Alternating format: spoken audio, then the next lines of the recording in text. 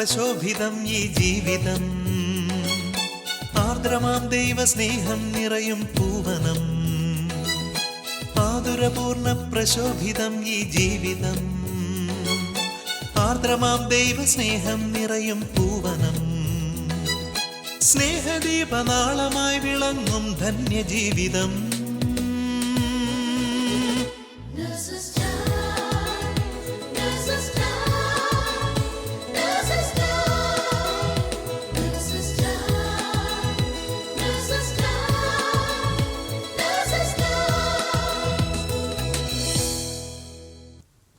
ഈശോ മിശിഹായിക്ക് സ്തുതിയായിരിക്കട്ടെ.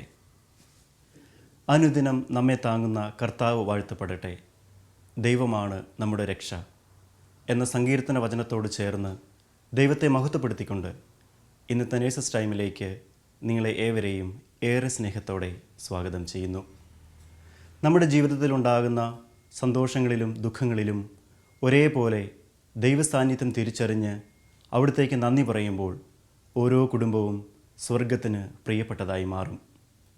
ഇന്ന് കുവൈറ്റ് നേഴ്സസ് മിനിസ്ട്രിയിൽ നിന്നുള്ള ഒരു നേഴ്സിൻ്റെ കുടുംബം തങ്ങളുടെ ജീവിതത്തിൽ ഉണ്ടായ ദൈവിക ഇടപെടലുകൾക്ക് നന്ദി പറയുമ്പോൾ അവിടുന്ന് നമ്മുടെ ജീവിതത്തിൽ ചൊരിഞ്ഞ എല്ലാ നന്മകൾക്കായി നമുക്കും ദൈവത്തെ വാഴ്ത്താം.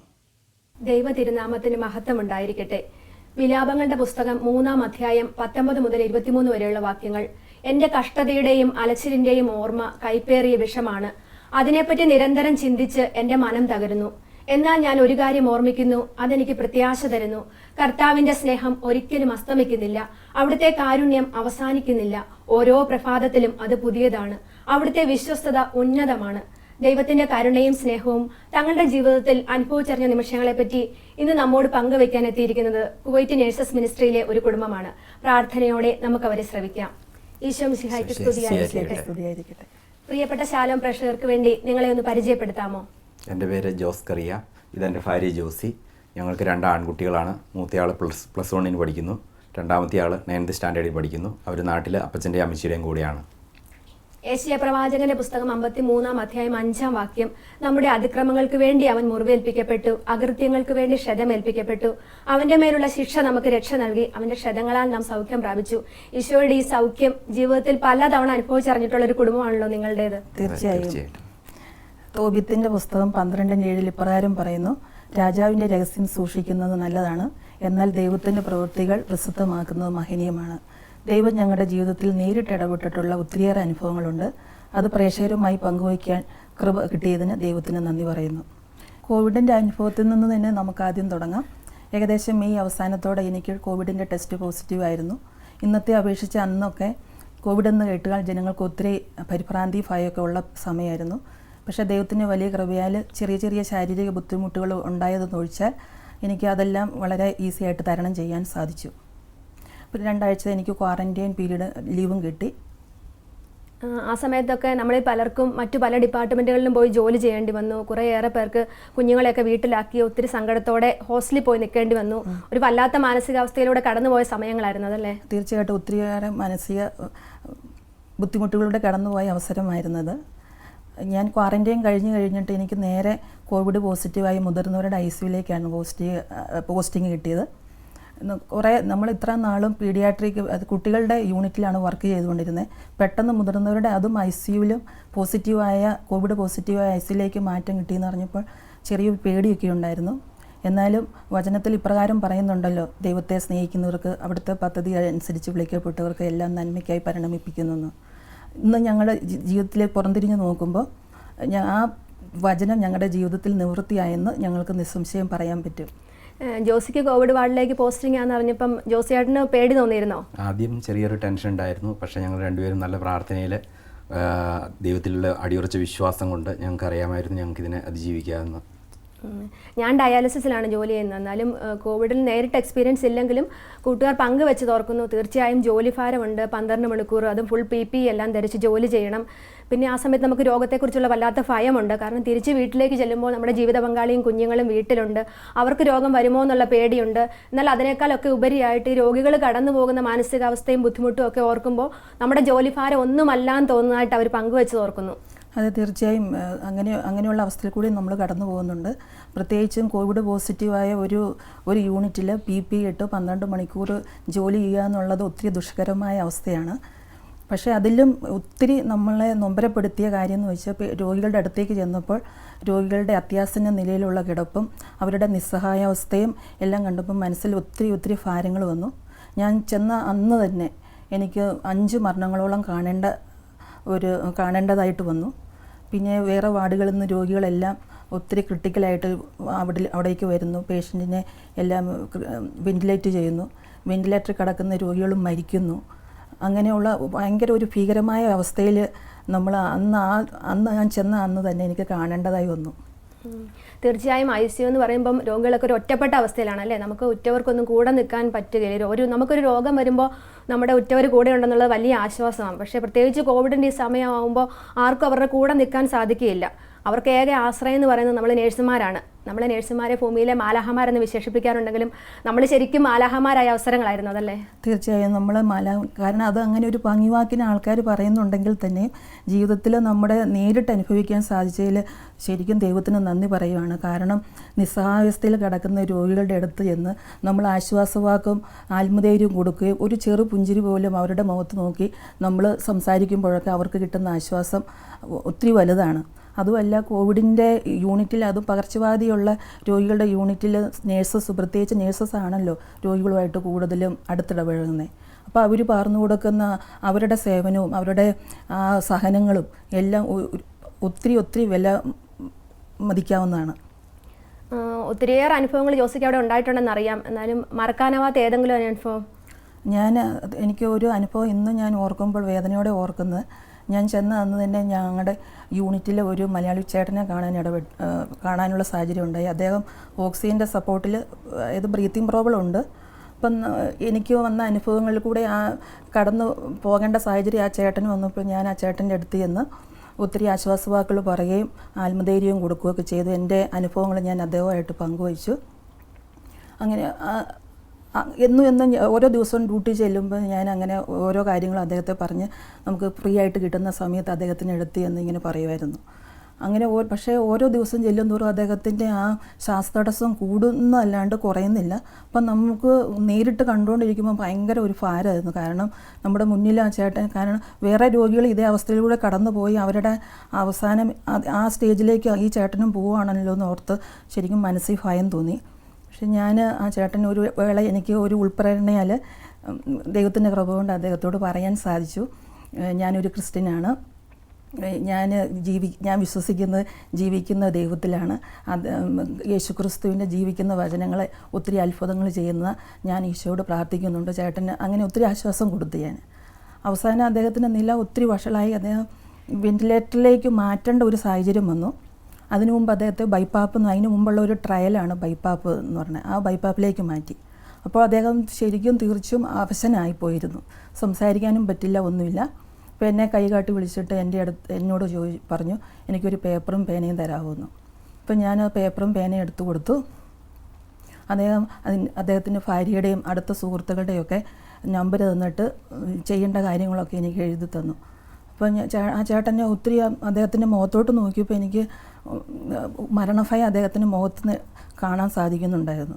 ഞാൻ എന്തായാലും ഞാൻ ഭാര്യയോടും സുഹൃത്തുക്കളോടൊക്കെ എല്ലാ കാര്യങ്ങളും അദ്ദേഹം പറഞ്ഞു ഏൽപ്പിച്ചതുപോലെയൊക്കെ ചെയ്തു കൊടുത്തു. അവസാനം ഞാൻ അവിടെ ഒത്തിരി ആശ്വസിപ്പിച്ച് നിന്നപ്പോൾ ഞാൻ നേരത്തെ ഈശോയെക്കുറിച്ച് പറഞ്ഞതുകൊണ്ടായിരിക്കാം അദ്ദേഹം എന്നോട് പറഞ്ഞു, എൻ്റെ കൈ പിടിച്ചിട്ട് പറഞ്ഞു, എനിക്ക് വേണ്ടി ഒന്ന് പ്രാർത്ഥിക്കാമോ സിസ്റ്റർ എന്ന്. അപ്പോൾ ശരിക്കും ഞാൻ ഞെട്ടിപ്പോയി. കാരണം ഞാൻ പീഡിയാട്രിക് ICUവിലാണ് വർക്ക് ചെയ്യുന്നത്. നമ്മൾ ഒത്തിരി മരണങ്ങളൊക്കെ കണ്ടിട്ടുണ്ട്, നമ്മൾ പ്രാർത്ഥിച്ചിട്ടുമുണ്ട്. പക്ഷേ നമ്മളോട് ഒരു വ്യക്തി നമ്മളോട് ആവശ്യപ്പെടുകയാണ്, അതും ജീവിതത്തിൻ്റെ അന്ത്യ നിമിഷങ്ങളിൽ എനിക്ക് വേണ്ടി പ്രാർത്ഥിക്കാമെന്നുള്ള ഇത്. പെട്ടെന്ന് എനിക്ക് പരിശുദ്ധാത്മാവിൻ്റെ അഭിഷേകത്താൽ അദ്ദേഹത്തിൻ്റെ തലയിൽ കൈവച്ച് പ്രാർത്ഥിക്കാൻ സാധിച്ചു. അപ്പം ഞാൻ 5-8 മിനിറ്റ് സ്തുതിച്ച് പ്രാർത്ഥിച്ചു. സൗഖ്യപ്പെടുത്തുന്ന ഈശോയുടെ വചനങ്ങളെല്ലാം ഏറ്റെടുത്ത് പ്രാർത്ഥിച്ചു. അദ്ദേഹത്തിൻ്റെ വിതുമ്പ് കരയുന്നുണ്ടായിരുന്നു. എന്തായാലും പ്രാർത്ഥിച്ച് ഒത്തിരി സമാധാനത്തോടെ ആയിരുന്നിരിക്കാം അദ്ദേഹം കടന്നുപോയത്. പക്ഷേ 1 മണിക്കൂർ കഴിഞ്ഞ് അദ്ദേഹത്തെ വെന്റിലേറ്റ് ചെയ്തു. പക്ഷേ നിർഭാഗ്യവശാൽ 1 ആഴ്ചക്കുള്ളിൽ അദ്ദേഹം മരണപ്പെട്ടു. അത് ഓർക്കുമ്പം മനസ്സിൽ ഇപ്പോഴും ഒരു നീറ്റിലുണ്ട്. അപ്പോൾ ഞാൻ ഇങ്ങനെ ഓർക്കും, കോവിഡിൽ വർക്ക് ചെയ്യുമ്പോൾ ഞാനിങ്ങനെ ഓർക്കുമായിരുന്നു മനുഷ്യൻ്റെ അവസ്ഥകളൊക്കെ മനുഷ്യന് എന്ത് നിസ്സാരമാണെന്നും ഈ ലോകത്ത് നമ്മൾ സമ്പാദിച്ചതൊക്കെ നമ്മൾ ഈ ഭൂമിയിൽ തന്നെ ഉപേക്ഷിച്ച് പോകേണ്ടതാണെന്നും അന്ത്യകാലത്ത് നമുക്ക് ആരുമില്ല എന്നും ഒക്കെയുള്ള ചിന്തകളൊക്കെ എൻ്റെ മനസ്സിൽ കൂടെ എപ്പോഴും ആ സമയങ്ങളിൽ വരുമായിരുന്നു. തീർച്ചയായും ദൈവം നമുക്ക് കടമായി അല്ലെങ്കിൽ ദാനമായി നൽകിയ ജീവിതം ദൈവം തിരികെ ചോദിക്കുമ്പോൾ എല്ലാം ഉപേക്ഷിച്ച് ദൈവസന്നിധിയിലേക്ക് മടങ്ങി പോകേണ്ടവരാണല്ലോ നമ്മൾ ഓരോരുത്തരും. ജോസിയുടെ ഈ കോവിഡ് വന്ന് പരിപൂർണ്ണ സൗഖ്യം പ്രാപിച്ചതിന് ശേഷമാണോ ജോസിയേട്ടന് കോവിഡ് പിടിപെടുന്നത്? ഏകദേശം ഒരു മാസം കഴിഞ്ഞു തോന്നുന്നു. അതെ, ഏകദേശം ഒരു മാസം കഴിഞ്ഞു. എനിക്ക് ചെറിയ പനിയും ശക്തമായ നടുവേദനയായിട്ടാണ് തുടങ്ങിയത്. അപ്പോൾ ഈ കോവിഡിൻ്റെ ലക്ഷണങ്ങളെല്ലാം നേരത്തെ പറഞ്ഞതുള്ളതുകൊണ്ട് തന്നെ എനിക്ക് സംശയം ഉണ്ടായിരുന്നു കോവിഡായിരുന്നു എന്നുള്ളത്. ഒരു 4-5 ദിവസം കഴിഞ്ഞിട്ട് എനിക്ക് പനി മാറാണ്ടിരിക്കുകയും ശ്വാസം മുട്ടലിലേക്ക് കടക്കുകയും ചെയ്തു. ഞങ്ങൾ 2 പ്രാവശ്യം ഹോസ്പിറ്റലിൽ പോയിട്ടും അവർ പറഞ്ഞു കുഴപ്പമില്ല, വീട്ടിൽ ട്രീറ്റ്മെൻറ്റിൽ ഇരുന്നാൽ മതി എന്ന് പറഞ്ഞു. പക്ഷേ ദിവസം ചെല്ലുന്തോറും എൻ്റെ ശ്വാസം മുട്ടൽ വളരെയധികം കൂടുകയും ഞങ്ങൾ 3ാമത്തെ പ്രാവശ്യം ഹോസ്പിറ്റലിൽ പോയി എക്സ്റേയിൽ വളരെ വേഴ്സായിട്ട് കണ്ട് എന്നെ ഹോസ്പിറ്റലിൽ അഡ്മിറ്റ് ചെയ്തു. ആ ദിവസങ്ങളിൽ ഒത്തിരി ഭാരത്തോടു കൂടിയാണ് ഞാൻ ഈ സിറ്റുവേഷനെ ഫേസ് ചെയ്തത്. കാരണം കോവിഡിൽ വർക്ക് ചെയ്തുകൊണ്ടിരുന്നപ്പോഴുള്ള അനുഭവങ്ങൾ എൻ്റെ മനസ്സിലുണ്ടായിരുന്നു. എൻ്റെ കൺമുന്നിൽ എൻ്റെ ഹസ്ബൻഡ് ഇങ്ങനത്തെ ഈ പ്രോബ്ലംസിൽ കൂടെ കടന്നു പോയപ്പോൾ ശരിക്കും ഞങ്ങൾ ദൈവത്തിലല്ലാണ്ട് വേറൊരു ആശ്രയമില്ലായിരുന്നു. കാരണം എനിക്ക് സഹോദരങ്ങളും സുഹൃത്തുക്കളും എല്ലാവരും ഉണ്ടെങ്കിൽ തന്നെ നമുക്ക് ആരുടെ അടുത്ത് ഒരു സഹായത്തിനോ അവർക്കാർക്കും നമ്മളെ സഹായിക്കാനോ ഒന്നും വരാത്ത ഒരു സാഹചര്യമാണല്ലോ ഈ സമയം, ഈ കോവിഡ് എന്ന് പറയുന്ന സമയം. പക്ഷേ അങ്ങനെ ദൈവത്തിൽ ആശ്രയിച്ചുകൊണ്ട് ഞങ്ങൾ 3ാമത്തെ പ്രാവശ്യം ഞങ്ങൾ ഹോസ്പിറ്റലിൽ ചെന്നു. അന്ന് രാത്രിയിൽ ശരിക്കും നേരം വെളുപ്പിച്ചത് എങ്ങനെയാണെന്ന് എനിക്ക് മാത്രമേ അറിയത്തുള്ളൂ. കാരണം ഇരിക്കാനും നിൽക്കാനും വയ്യ, കിടക്കാൻ വയ്യ, ഭക്ഷണം കഴിക്കാൻ വയ്യ, ശ്വാസമായിട്ട് ഇങ്ങനെ ഇരുന്ന് ഭയങ്കരമായിട്ട് ബുദ്ധിമുട്ടുന്നു, ഭയങ്കര പനി. ഞാൻ എന്ത് ചെയ്യേണ്ടതെന്ന് എനിക്ക് ഇങ്ങനെയുള്ള സമയത്ത് എന്ത് ചെയ്യേണ്ടതെന്നുള്ളത് എനിക്ക് ദൈവസന്നിധിയിലിരുന്ന് ഒന്ന് പ്രാർത്ഥിക്കാനുള്ള ഒരു മനോനില എനിക്ക് അപ്പോൾ ഇല്ല. പക്ഷേ ദൈവത്തിൻ്റെ ഒത്തിരി വാഗ്ദത്തങ്ങളായ ദൈവവചനം ഞാൻ എപ്പോഴും മനസ്സിൽ ഇങ്ങനെ ഉരുവിട്ടിക്കൊണ്ടിരിക്കുമായിരുന്നു. കാരണം കർത്താവ് പറഞ്ഞിട്ടുണ്ടല്ലോ, എൻ്റെ അടുക്കൽ വരുന്നതിന് ഒരു നാൾ ഞാൻ തള്ളിക്കളയില്ലെന്ന്. ആ ഒരു വചനത്തെ എപ്പോഴും ഞാൻ ഇങ്ങനെ പ്രാർത്ഥിക്കാനിരിക്കുമ്പോൾ ഈ വചനം എപ്പോഴും എൻ്റെ മനസ്സിലേക്ക് പറഞ്ഞ് ഞാൻ അത് ഏറ്റു ചൊല്ലുമായിരുന്നു. പിന്നെ ഞാൻ കർത്താവിൻ്റെ വചനങ്ങളെല്ലാം ഏറ്റെടുത്ത് സമർപ്പിച്ച് പ്രാർത്ഥിച്ചു. എന്തായാലും അന്ന് രാവിലെ ഞങ്ങൾ ഹോസ്പിറ്റലിൽ പോയി. കണ്ട സമയം തന്നെ ഡോക്ടർ പെട്ടെന്ന് അഡ്മിറ്റാക്കി വാർഡിൽ ഓക്സിജനൊക്കെ കൊടുത്ത് ടെസ്റ്റുകളെല്ലാം ചെയ്തു. ബ്ലഡ് ടെസ്റ്റൊക്കെ ആണെന്ന് പറഞ്ഞ് ശരീരം മൊത്തം അണുബാധ ഉണ്ടായി. കിഡ്നിക്കും ലിവറിനും എല്ലാത്തിലും ബാധിച്ചായിരുന്നു. പിന്നെ എക്സ്റേ എടുത്തപ്പോൾ ആദ്യം 2 പ്രാവശ്യം എടുത്ത എക്സ്റേക്കാളും ഒക്കെ വീണ്ടും ഇൻഫെക്ഷൻ കൂടി. പിന്നെ ഒരാഴ്ചയോളം കഴിഞ്ഞിട്ടും ഈ ശാരീരിക ബുദ്ധിമുട്ടുകൾ, ഈ ബ്രീത്തിങ് പ്രോബ്ലംസ് കൂടുകയല്ലാണ്ട് കുറയുന്ന ഒരു ഇതുമില്ല. ഒത്തിരി മരുന്നുകളൊക്കെ കൊടുക്കുന്നുമുണ്ട്. അപ്പം പെട്ടെന്ന് എനിക്ക് ഒരു ഉൾപ്രേരണയാൽ ഞാൻ ഡോക്ടറോട് പറഞ്ഞു, ഡോക്ടർ ഒരു എക്സ്റേ റിപ്പീറ്റ് ചെയ്യാവുന്നു. അപ്പോൾ അന്ന് ഡോക്ടർ റിപ്പീറ്റ് ചെയ്തു. അന്ന് ഞാൻ ഞങ്ങളുടെ ICUലായിരുന്നു, ഞങ്ങളുടെ പീഡിയാട്രിക് യൂണിറ്റിലായിരുന്നു. ഞങ്ങളുടെ അവിടുത്തെ ഡോക്ടേഴ്സ് കമ്പ്യൂട്ടറിൽ എക്സ്റേ എടുത്ത് തുറന്ന് നോക്കി. അപ്പോൾ ശരിക്കും ഞെട്ടിപ്പോയി. കാരണം എക്സ്റേക്കകത്ത് ഫുള്ള് വൈറ്റ് കളറാണ്, ലങ്സ് എന്ന് പറയുന്ന ഒന്ന് കാണാനേ ഇല്ല. അപ്പോൾ അത് കണ്ടപ്പോൾ ഞാൻ കോവിഡിലെ രോഗികളുടെ അവസ്ഥയും കോവിഡിലെ ഓരോ രോഗികൾ കടന്നുപോയ അവസ്ഥയും എൻ്റെ പെട്ടെന്ന് മനസ്സിലേക്ക് വന്നു. എനിക്ക് സമനിലയൊക്കെ തെറ്റിയതുപോലെയായി. അതിൻ്റെ കൂടെ ഒരു ഡോക്ടർ എന്നോട് ചോദിക്കുകയും ചെയ്തു, നിൻ്റെ ഹസ്ബൻഡ് വെന്റിലേറ്ററിലാണോ എന്ന്. ആ സമയത്താന്ന് തോന്നുന്നു നമ്മുടെ നേഴ്സസ് മിനിസ്ട്രിയുടെ ഒരു പ്രാർത്ഥനാ കൂട്ടായ്മ നടക്കുകയായിരുന്നു. പെട്ടെന്ന് അങ്ങോട്ടൊരു ഫോൺ വന്നു, ജോസിയേട്ടൻ്റെ നില ഇച്ചിരി കൂടുതലാണ്, എല്ലാവരും പ്രാർത്ഥിക്കണമെന്ന് പറഞ്ഞപ്പോൾ നമ്മളെല്ലാവരും കരഞ്ഞ് പ്രാർത്ഥിച്ച് ഓർക്കുന്നുണ്ട്. ശരിക്കും അന്ന് എൻ്റെ കൂടെ വർക്ക് ചെയ്ത എൻ്റെ സഹപ്രവർത്തകരൊക്കെ നേഴ്സസ് മിനിസ്ട്രിയിലെ അംഗങ്ങളായിരുന്നു. അവരൊക്കെ എല്ലാവർക്കും മെസ്സേജ് വിട്ടു, ഇങ്ങനെ കൂടുതലാണ് പ്രാർത്ഥിക്കണമെന്നും പറഞ്ഞു. പിന്നെ അവരുടെയൊക്കെ പെർമിഷനോടുകൂടി ഞാൻ വാർഡിൽ ചെന്നു. പോകുന്ന വഴിക്ക് ഞാൻ ഇതുപോലെ എനിക്ക് പ്രാർത്ഥിക്കാൻ പറ്റുന്നില്ല. പക്ഷേ ദൈവത്തിൻ്റെ വലിയ കൃപയാൽ, പരിശുദ്ധാത്മാവിൻ്റെ അഭിഷേകത്താൽ വചനങ്ങളെല്ലാം എൻ്റെ മനസ്സിലേക്ക് വന്നു. ഞാൻ നേരത്തെ പറഞ്ഞതുപോലെ സൗഖ്യപ്പെടുത്തുന്ന വചനങ്ങളും, അതായത് മരുന്നോ ലേപനമോ അല്ല. ഞാനും 16-12 കർത്താവെ മരുന്നോ ലേപന ഔഷധമോ അല്ല, എല്ലാവരെയും സുഖപ്പെടുത്തുന്ന അങ്ങയുടെ വചനമാണ് അവരെ സുഖപ്പെടുത്തിയത്. നമ്മൾ ആ സമയത്ത് ആ വചനം പറഞ്ഞു പ്രാർത്ഥിച്ചു. അവൻ്റെ അടിപ്പിണരുകളാൽ നിങ്ങൾക്ക് സൗഖ്യം കിട്ടിയെന്നും എൻ്റെ അടുക്കൽ പിന്നെ ഞാൻ വിശ്വസിക്കുന്നതിനെല്ലാം സാധിക്കുമെന്നുള്ള ഈ വചനങ്ങളെല്ലാം ഞാൻ കർത്താവിൻ്റെ മുമ്പിൽ ഒരു സംഭാഷണം പോലെ ഞാൻ ഇങ്ങനെ നടത്തിയത്. എന്തായാലും ഞാൻ ബെഡ് സൈഡിൽ വന്നു. കണ്ടപ്പോൾ എനിക്ക് ശരിക്കും ഭയങ്കര വിഷമമായി. കാരണം ശ്വാസമുട്ടലായിട്ട് ഇങ്ങനെ ഇരിക്കുന്നു. എക്സ്റേയുടെ റിപ്പോർട്ട് കണ്ട് ഡോക്ടേഴ്സൊക്കെ ഇങ്ങനെ ചോദിച്ച്. പക്ഷേ ഒരു മരണഭീതി എൻ്റെ മനസ്സിലേക്ക് ഭയങ്കരമായിട്ട് കടന്നു വന്നു. പക്ഷേ അതൊന്നും ഞാൻ മുഖത്ത് കാണിക്കാണ്ട് സംയമനത്തോടെ, ഭയമൊന്നും കാണിച്ചില്ല, വിഷമതകളൊന്നും കാണിച്ചില്ല. ഞാൻ പറഞ്ഞു നമുക്ക് പ്രാർത്ഥിക്കാമെന്ന് പറഞ്ഞ് ഞാൻ തലയിൽ ഇതുപോലെ കൈവച്ച് പ്രാർത്ഥിച്ചു. ദൈവത്തിൻ്റെ വചനങ്ങളെല്ലാം ഉരുവിട്ട് പ്രാർത്ഥിച്ചു. ഞങ്ങൾ 5-8 മിനിറ്റ് സ്തുതിച്ച് പ്രാർത്ഥിച്ചു.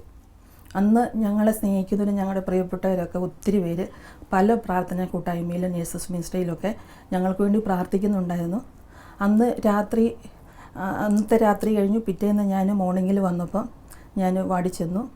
അന്ന് നമുക്ക് കൂടെ നിൽക്കാൻ പറ്റാത്തൊരവസ്ഥയായിരുന്നു അല്ലേ? ജോസി അവിടെ വർക്ക് ചെയ്യുന്നെങ്കിൽ പോലും ജോസിക്കൊന്ന് കടന്നു ചെല്ലാൻ രാത്രി കൂടെ നിൽക്കാൻ സാധിക്കാത്തൊരവസ്ഥയായിരുന്നല്ലോ. കൂടെ നിൽക്കാൻ പറ്റില്ല. പക്ഷേ രാവിലെ ഞാൻ രാത്രി മുഴുവൻ ഇങ്ങനെ പ്രാർത്ഥിക്കാൻ പറ്റിയില്ലെങ്കിൽ ഇതുപോലെ ഞാൻ നേരത്തെ പറഞ്ഞ പോലെ ഇങ്ങനെ ദൈവവചനം പറഞ്ഞ് ഞാനിങ്ങനെ കർത്താവുമായിട്ട് ഒരു നേരിട്ട സംഭാഷണം പോലെ ഞാനിങ്ങനെ പറയായിരുന്നു. കാരണം അങ്ങനെ ചെയ്തില്ലെങ്കിൽ, കർത്താവ് അത് ചെയ്ത് തന്നില്ലെങ്കിൽ കർത്താവിൻ്റെ കുഴപ്പമാണ്. കാരണം ഞാൻ വിശ്വസിച്ചു, ഞാൻ വചനം ഏറ്റെടുത്ത് പറഞ്ഞു. പ്രവർത്തിച്ചില്ലെങ്കിൽ അത് ദൈവത്തിൻ്റെ കുഴപ്പമല്ലേ. അങ്ങനെ ഒരു സംഭാഷണം ഞാൻ ഈശോയായിട്ട് ഞാൻ എപ്പോഴും വയ്ക്കുമായിരുന്നു. പിന്നെ മാതാവിൻ്റെ സ്ഥലങ്ങളിലേക്ക് ഞാൻ എപ്പോഴും കൊന്തയൊക്കെ ചൊല്ലി സമർപ്പിച്ച് പ്രാർത്ഥിച്ചു. ഇനി രാവിലെ വന്ന് ബെഡ് സൈഡിൽ ചെന്ന് കഴിഞ്ഞപ്പം ആൾ ഭയങ്കര കൂളായിട്ട് റിലാക്സ് ആയിട്ടിരിക്കുന്നേ. അപ്പോൾ ഞാൻ നേഴ്സസ് വന്ന് ഓക്സിജൻ്റെ ലെവൽ നോക്കി, ഓക്സിജൻ മാറ്റി, മാസ്കൊക്കെ മാറ്റി ഓക്സിജൻ്റെ ലെവൽ നോക്കിയപ്പം നോർമൽ. അപ്പോൾ അതിന് മുമ്പാണെങ്കിൽ യൂറിനൊക്കെ പാസ് ചെയ്യുന്നതിനൊക്കെ ഒത്തിരി ബുദ്ധിമുട്ടായിരുന്നു. 5-10 മിനിറ്റ് യൂറിൻ പാസ് ചെയ്യുന്നതിനൊക്കെ സമയം എടുക്കുന്നത്. പക്ഷേ അന്ന് വളരെ ഇതായിട്ട് നോർമലായിട്ട് യൂറിൻ പാസ് ചെയ്തു. അപ്പോൾ എനിക്ക് എൻ്റെ മനസ്സിൽ പെട്ടെന്ന് എനിക്ക് ഒരു ഉൾക്കാഴ്ച ഉണ്ടായി, ദൈവമേ നീ സൗഖ്യപ്പെടുത്തിയല്ലോ എന്ന്. പിന്നെ അവർ നേഴ്സസ് എല്ലാം ഡോക്ടേഴ്സിൻ്റെ അടുത്ത് പോയി റിപ്പോർട്ട് കൊടുത്ത് ട്രീറ്റ് ചെയ്യുന്ന ഡോക്ടർ എക്സ്റേ റിപ്പീറ്റ് ചെയ്ത് ഞങ്ങളെ കാണിച്ചു തന്നു. ശരിക്കും പറഞ്ഞാൽ അപ്പോഴാണ് ശരിക്കും ആശ്ചര്യം ഉണ്ടായത്. തലേന്നിൻ്റെ എക്സ്റേയും അന്നത്തെ എക്സ്റേയും തമ്മിൽ ശരിക്കും ഒരു രാവും പകലും പോലെയുള്ള വ്യത്യാസം. പിന്നെ അന്ന് ബ്ലഡ് ടെസ്റ്റും ചെയ്തു. ഇൻസുലിനൊക്കെ എടുത്തുകൊണ്ടിരുന്നതായിരുന്നു. അത് ലിവറിനും കിഡ്നിക്കൊക്കെ ബാധിച്ചായിരുന്നു. അന്ന് എടുത്ത ബ്ലഡ് ടെസ്റ്റിനകത്ത് എല്ലാം നോർമലായിക്കൊണ്ടിരിക്കുക. ബ്രീത്തിങ് ഡിഫിക്കൽറ്റി പോയി. അപ്പോൾ ഡോക്ടർ എന്നോട് പറഞ്ഞു ഇങ്ങനെ, ഞങ്ങൾ അന്ന് ബൈപ്പാപ്പിലേക്ക്, അതായത് വെന്റിലേറ്ററിന് തൊട്ട് മുമ്പ് ഒരു ട്രയലാണ് ബൈപ്പാപ്പും പരാജയപ്പെട്ടെങ്കിലാണ് പിന്നെ വെന്റിലേറ്ററിൻ്റെ സഹായത്തോടെ രോഗിയെ മാറ്റുന്നത്. ആ മെഷീനിലേക്ക് മാറ്റാനായിട്ട് അവർ ആലോചിച്ചുകൊണ്ടിരിക്കുമായിരുന്നു. അപ്പം പുള്ളിയും ഡോക്ടറും പറഞ്ഞു ഈ ദൈവത്തിന് വലിയൊരു അനുഗ്രഹമാണ്, അത്ഭുതമാണെന്ന്. ദൈവത്തിന് എത്ര നന്ദി പറഞ്ഞാലും മതിയാവില്ലല്ലേ. ദൈവത്തിന് തീർച്ചയായും. പിന്നെ 2 ദിവസത്തിനുള്ളിൽ ഡിസ്ചാർജായി ഞങ്ങൾ വീട്ടിൽ വന്നു. മരുന്ന് ചെറിയ കഴിക്കാനുള്ള ടാബ്ലറ്റ്സ് തന്നുള്ളൂ. പിന്നെ ഒരാഴ്ചക്കുള്ളിൽ ഡ്യൂട്ടിക്ക് കയറാനും പറ്റി. പക്ഷേ ഇതിൻ്റെ ഇടയ്ക്ക് ഒരു കാര്യം ഞാൻ പറയാൻ വിട്ടുപോയി. എന്താണെന്ന് ചോദിച്ചാൽ, ഒത്തിരി ആൾക്കാർ ഈ അനുഭവത്തിലൂടെ കടന്നുപോയവർ പറയുന്നത് കേട്ടിട്ടുണ്ട്. കാരണം ഇങ്ങനെ ഒത്തിരി ഒരു 2-3 മാസത്തേന് ഇങ്ങനെ ശ്വാസമുട്ടലുണ്ടാകും, ചെറിയ ശാരീരിക പ്രശ്നങ്ങളൊക്കെ ഉണ്ടാകുന്നു. പക്ഷേ ഞങ്ങളുടെ കാര്യത്തിൽ അങ്ങനെ ഒരു ബുദ്ധിമുട്ടുണ്ടായിട്ടില്ല. ചെറിയ ബുദ്ധിമുട്ടൊഴിച്ച് എല്ലാം നോർമലായി. ഞാൻ പറഞ്ഞല്ലോ, ഒരാഴ്ചക്കുള്ളിൽ ഡ്യൂട്ടിക്കും കയറി. അപ്പോൾ ഞാൻ ഇങ്ങനെ പറയുകയാണ്, കർത്താവ് സൗഖ്യപ്പെടുത്തി അത് പരിപൂർണ്ണ സൗഖ്യമായിരിക്കും. അതെനിക്ക് നിസ്സംശയം പറയാൻ പറ്റും. ജോസിയേട്ടൻ്റെ ആശുപത്രി അനുഭവം ഒന്നും ചോദിച്ചില്ല. ജോസിയേട്ടൻ എപ്പോഴെങ്കിലും ഒരു മരണഭയം തോന്നിയിരുന്നോ?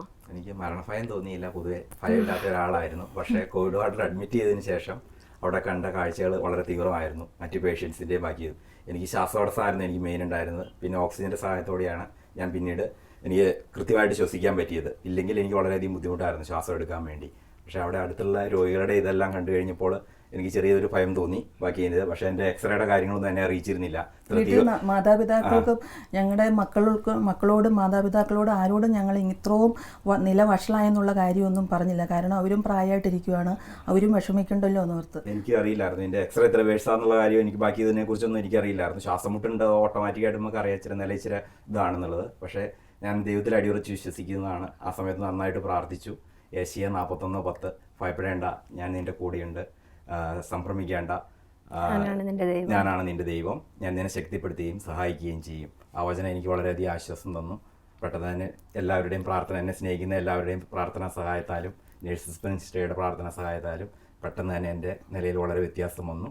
ഞാൻ കോവിഡിൻ്റെ ഇതിൽ നിന്ന് മുക്തമായി. അതിനുശേഷം എനിക്ക് പെട്ടെന്ന് തന്നെ മറ്റുള്ളവരെല്ലാവരുടെക്കാളും പെട്ടെന്ന് തന്നെ എല്ലാ ശ്വാസതടസ്സങ്ങളിൽ നിന്ന് മുക്തമായി. ഒരു 7-8 ദിവസം ചെറിയ ബുദ്ധിമുട്ടുകൾ മാത്രമേ ഉണ്ടായുള്ളൂ. പെട്ടെന്ന് തന്നെ ഞാൻ വീണ്ടും ജോലിയിൽ പ്രവേശിച്ചു.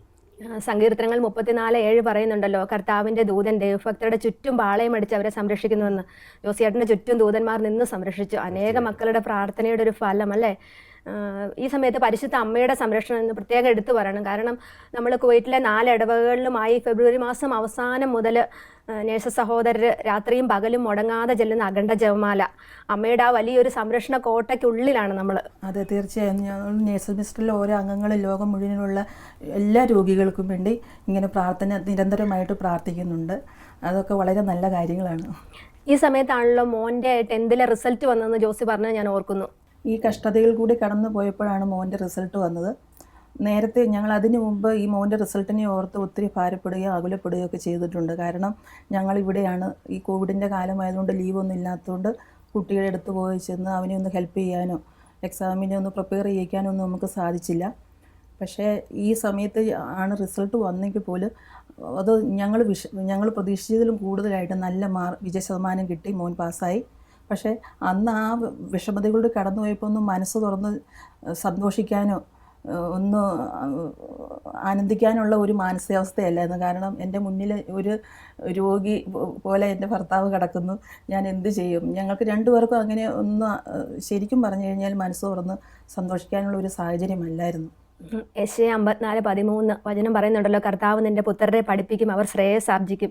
ശരിക്കും നമ്മുടെ ഈ പ്രാർത്ഥനാ കൂട്ടായ്മകളിലേക്കൊക്കെ കടന്നു ചെല്ലാൻ നമ്മളെപ്പോഴും ഒരു തടസ്സം പറയുന്നത് നമ്മുടെ മക്കളെ പഠിപ്പിക്കാനുണ്ടെന്നുള്ളതാണ്. എന്നാൽ ഇപ്പോൾ നമ്മളൊരു വലിയ നിസ്സഹായാവസ്ഥയിലൂടെ കടന്നു പോകുന്നപ്പോൾ നമുക്ക് ഒന്നും പ്രാധാന്യമല്ലാതായി തോന്നി അല്ലേ. നമ്മൾ ഈശോയ്ക്ക് വേണ്ടി പ്രവർത്തിക്കാനായിട്ട് ഇറങ്ങുമ്പോൾ ഈശോ തീർച്ചയായും നമ്മുടെ മക്കളുടെ കാര്യം ഏറ്റെടുക്കും. ഈശോ ആർക്കും കടക്കാരനല്ലല്ലോ. അപ്പോൾ വചനം ഇപ്രകാരം ഇതും പറയുന്നുണ്ടല്ലോ, ആദ്യം അവിടുത്തെ രാജ്യവും നീതി അന്വേഷിക്ക്, ബാക്കിയുള്ളവയെല്ലാം നിങ്ങളുടെ ജീവിതത്തിലേക്ക് കൂട്ടിച്ചേർക്കപ്പെടുന്നു.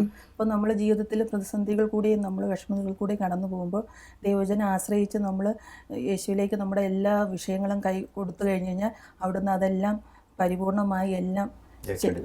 ജോസി പറഞ്ഞല്ലോ കൊറോണയിൽ നിന്ന് തുടങ്ങാമെന്ന്. അപ്പോൾ ഈശോയെ ദൈവസ്നേഹം അനുഭവിച്ചറിഞ്ഞ വേറെയും ഒത്തിരി അനുഭവങ്ങൾ ജീവിതത്തിൽ ഉണ്ടായിട്ടുണ്ടല്ലോ. ഒത്തിരി ഉണ്ട്. ഞാൻ ആദ്യമേ പറഞ്ഞതുപോലെ തന്നെ ജീവിതത്തിൽ ഞാൻ ദൈവാനുഭവങ്ങൾ നേരിട്ട് അനുഭവിച്ചിട്ടുള്ള ഒത്തിരിയുടെ അവസ്ഥകൾ കടന്നു പോയിട്ടുണ്ട്. എൻ്റെ ഫാദർ മരിച്ചു പോയത്. അപ്പം നാട്ടിൽ അമ്മയും സിസ്റ്ററും ഉള്ളു, ഞങ്ങൾ ബാക്കി 3 സഹോദരങ്ങൾ ഇവിടെയാണ്. അപ്പോൾ ഈ കോവിഡിൻ്റെ സമയത്ത് എൻ്റെ അമ്മയും എൻ്റെ സിസ്റ്ററും ഒരു ആക്സിഡൻറ്റിൽ പെട്ടു.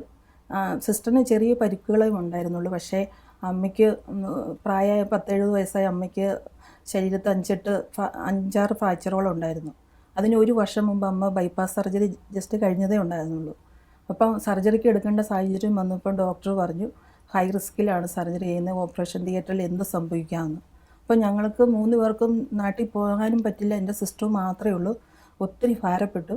പക്ഷേ ഇങ്ങനെ ദൈവാശ്രയം ഉള്ളതുകൊണ്ട്, ദൈവവിശ്വാസം ഉള്ളതുകൊണ്ട് ഞങ്ങൾ ഫാസ്റ്റിംഗ് പ്രയർ എടുത്ത് പ്രാർത്ഥിച്ചു. ദൈവകൃപയാൽ അമ്മയുടെ സർജറി എല്ലാം വളരെ വിജയകരമായി നടന്നു. ഒരു കിടപ്പ് രോഗി ആകേണ്ടിയിരുന്ന അവസ്ഥയിൽ നിന്ന് എൻ്റെ അമ്മയെ ഇപ്പം വാക്കറിൻ്റെ സഹായത്തോടെയാണെങ്കിലും അമ്മ നടക്കുന്നുണ്ട്. ഇനിയും അമ്മയെ ദൈവം നടത്തും എന്നുള്ള കുറച്ച് വിശ്വാസമുണ്ട്. ആ സമയത്താണ് ഇവിടെ അനിയത്തിയുടെ ഫാമിലിക്ക് കുട്ടികൾക്കും ബാക്കി എല്ലാവർക്കും കോവിഡ് വന്നു. അവരും വലിയ ബുദ്ധിമുട്ടൊന്നും ഉണ്ടായില്ല. എന്നാലും കൂടുതലായിരുന്നു. വളരെ ബുദ്ധിമുട്ടുകളുടെ ആ സമയത്ത് കടന്നുപോയി. ഇതെല്ലാം ഞങ്ങൾക്ക് ഒന്നിച്ച് ഒരേ സമയത്ത് നേരിടേണ്ടി വന്നു. പക്ഷേ ഞങ്ങൾക്ക് ഇങ്ങനെ പ്രതിസന്ധികളും കഷ്ടതകളും ഉണ്ടായിരുന്നെങ്കിലും ദൈവം അവിടെ നിന്നെല്ലാം ഞങ്ങളെ വിടുവിച്ച് ഞങ്ങൾക്ക് എല്ലാ സാഹചര്യങ്ങളിൽ നിന്നും അവിടെ നിന്ന് ഞങ്ങൾക്ക് മോചനം നൽകി. ജോസി ഇപ്പോൾ ഞങ്ങളുടെ മുമ്പിൽ, പ്രേക്ഷകരുടെ മുമ്പിൽ ഇരിക്കുന്നത് തന്നെ വലിയൊരു ജീവിത സാക്ഷിയാണല്ലേ? അതെ, തീർച്ചയായും. കാരണം ഞാൻ ഏകദേശം 3 വർഷം മുമ്പ് ഇതുപോലെ തന്നെ ഒരു ആക്സിഡൻറ്റിൽ പെട്ടു. നാട്ടിൽ ലീവിന് പോയപ്പോഴാണ്. അപ്പം മോനുമായിട്ട് റോഡ് ക്രോസ് ചെയ്തപ്പോൾ ഒരു ബൈക്ക് വന്ന് എന്നെ ഇടിച്ചു. ഞാൻ റോഡിലേക്ക് തെറിച്ച് വീണു. ശരിക്കും പറഞ്ഞു കഴിഞ്ഞാൽ ഞാൻ മരണം വരെ സംഭവിക്കേണ്ട ഒരു സാഹചര്യമായിരുന്നു. മോന് ഒരു പോറൽ പോലും പറ്റിയില്ല. ഞാൻ തല ഉയർത്തി നോക്കിയപ്പോൾ എൻ്റെ സൈഡിൽ കൂടെ ഓരോ സൈഡിൽ 2 സൈഡിൽ കൂടെ വണ്ടികൾ പോകുന്നു. പക്ഷേ എൻ്റെ ദേഹത്തോട്ട് കയറി ഒരു മരണം സംഭവിക്കുന്ന സാഹചര്യമായിരുന്നു. പക്ഷേ എൻ്റെ കാലിന് 2 മെയിൻ ബോണുകൾക്ക് ഫ്രാക്ചർ ഉണ്ടായി. ഞാൻ നോക്കുമ്പോൾ എൻ്റെ കാൽപ്പത്തി തൂങ്ങി ആടുമായിരുന്നു. അന്ന് എനിക്ക് ചെറിയ ബോധക്ഷയമൊക്കെ ഉണ്ടായി. ഞാൻ അടുത്തുള്ള ഹോസ്പിറ്റലിൽ അഡ്മിറ്റ് ചെയ്ത് എന്നെ സർജറി ചെയ്തു. ഞാൻ ലീവിൻ്റെ സമയം 1 മാസത്തെ അവധിയേ ഉണ്ടായിരുന്നുള്ളൂ. അത് കഴിഞ്ഞ് ഞാൻ വീൽ ചെയറിൽ തന്നെ ഞാൻ തിരിച്ചിങ്ങോട്ടേക്ക് വന്നു. ഫ്ലൈറ്റിലൊക്കെ ഒത്തിരി കഷ്ടപ്പെട്ടെങ്കിലും ദൈവം അവിടെയൊക്കെ സഹായിക്കാനായിട്ട് ആൾക്കാരെ തന്നു. ഇവിടെ വന്നു. ഇവിടെ കുറച്ച് നാളത്തേക്ക് 3-4 മാസം എനിക്ക് അവധി കിട്ടി. പക്ഷേ ആ സമയത്ത് എനിക്ക് ജോലി പോകും, കാരണം കാലിന് മെയിനായിട്ടുള്ള ഒരു കാലിൻ്റെ ബോണിനെ ഫ്രാക്ചർ കിട്ടിയത്. അപ്പോൾ ഇനി എനിക്ക് നടക്കാൻ പറ്റുമോ, നോർമലായിട്ട് ജോലി ചെയ്യാൻ പറ്റുമോ എന്നുള്ള ഒത്തിരി ആശങ്കകളുണ്ടായിരുന്നു. പക്ഷേ ദൈവത്തിൻ്റെ കൃപയാൽ ഏകദേശം 2 വർഷത്തോളം ഞാൻ ഈ ശാരീരിക ബുദ്ധിമുട്ടുകളൊക്കെ അനുഭവിച്ചെങ്കിലും ഇപ്പോഴും ഞാൻ നോർമലായിട്ട് നടക്കുന്നുണ്ട്. ദൈവശുശ്രൂഷ തുടരുന്നു അല്ലേ? എൻ്റെ കൂടെ വർക്ക് ചെയ്യുന്ന സഹപ്രവർത്തകരൊക്കെ ഇപ്പോഴും എന്നോട് പറയുന്നു, നീ ഒരു വലിയ അത്ഭുത, ഞങ്ങളൊക്കെ നിന്നെ ഓർത്ത് ഒത്തിരി ബുദ്ധിമുട്ടിയിട്ടുണ്ട്, വിഷമിച്ചിട്ടുണ്ട്, നിനക്ക് ഇനി ജോലി ചെയ്യാൻ പറ്റുമോ? കാരണം എൻ്റെ നടപ്പെന്ന് പറയുന്നത് അത്ര വല്ലാത്ത ഒരു, കാരണം ഞാൻ കണ്ടിട്ടുണ്ട് എൻ്റെ സുഹൃത്തുക്കളൊക്കെ പുറകെ നിന്ന് എന്നെ നോക്കി കരയുന്നതൊക്കെ എൻ്റെ നടപ്പ് കണ്ട്. പക്ഷേ അപ്പോഴൊക്കെ ദൈവത്തിൻ്റെ കൃപയാലും ധൈര്യമൊന്നും വിടാതെ ദൈവം എനിക്കെല്ലാം ശരിയാക്കി തരുമെന്നുള്ള ഒരു ഉറച്ച ആത്മവിശ്വാസം ഉണ്ടായിരുന്നു, ദൈവത്തിൽ ആശ്രയം ഉണ്ടായിരുന്നു. അതുകൊണ്ട് ഇപ്പം നിങ്ങളുടെ ഒപ്പം, പ്രേക്ഷകരുടെ ഒപ്പം ഇരുന്ന് ഈ ദൈവാനുഭവങ്ങൾ പങ്കുവയ്ക്കാൻ പറ്റിയത് തന്നെ വളരെ വലിയ അനുഗ്രഹമാണല്ലേ? ജോസി ഇപ്പോൾ തിരിച്ച് കുഞ്ഞുങ്ങളുടെ ICUയിലേക്ക് തിരിച്ച് പോയല്ലോ. അപ്പോൾ ഈശോയെ അറിഞ്ഞ, ഈശോയാൽ നിറഞ്ഞ നമ്മുടെ നേഴ്സസ് മിനിസ്ട്രിയിലെ കുറേ കൂട്ടുകാരും ഒപ്പം ഉണ്ട്. ജോലി മേഖലയെ പറ്റി കൂടി ഒന്ന് പങ്കുവയ്ക്കാമോ? ഞങ്ങൾ പീഡിയാട്രിക് കുട്ടികളുടെ ICUയിലാണ് വർക്ക് ചെയ്യുന്നത്. അവിടെ ഒത്തിരി കുട്ടികൾ ക്രിട്ടിക്കലായിട്ട് അത്യാസന്ന നിലയിൽ വരാറുണ്ട്.